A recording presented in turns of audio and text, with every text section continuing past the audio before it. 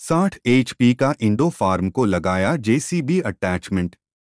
गोष्ट की आता जे बनवलेलं आहे ते गोंदियाचे जे ट्रॅक्टर चालक आहेत ते आपल्याबरोबर आहेत। काय बनवलं तुम्ही, कसं घेतलं, इथं कसा संपर्क साधला? सर आम्ही कसं झालं, आमच्याकडे पहिले इंडोफार्म कंपनीचे ट्रॅक्टर होता 2012मध्ये। तर मी 2012चा इंडोफार्म ट्रॅक्टर घेताना मी हिमाचलला बद्दीला गेलो होतो, हिमाचल बद्दीला।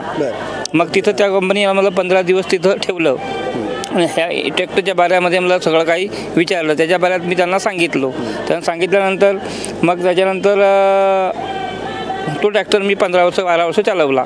त्याच्यानंतर अजून माझी इच्छा झाली सर, ह्या ट्रॅक्टरमध्ये शिमसंग इंजिन नाही आहे, ह्या ट्रॅक्टरमध्ये जेटर इंजिन येतो। तर जेटर इंजिन हा सगळ्यात महत्त्वाची सुटेबल व्यवस्था आहे सर।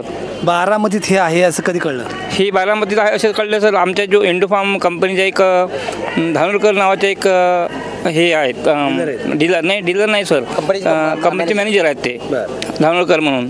तर त्यांच्या माध्यमातून आम्ही हे डेव्हलप केलं। मग आता तुम्ही किती महिन्यापूर्वी घेतलंय, त्याची काय टेस्ट घेतली, कशी घेतली? टेस्ट घेतली म्हणजे सर आता नुकताच बनलेला आहे तो सर, पण त्याची टेस्ट आम्ही आमच्या योगीराज कंपनीमध्ये घेतली काल ऑपरेटर आणून। तर बरोबर आहे सर।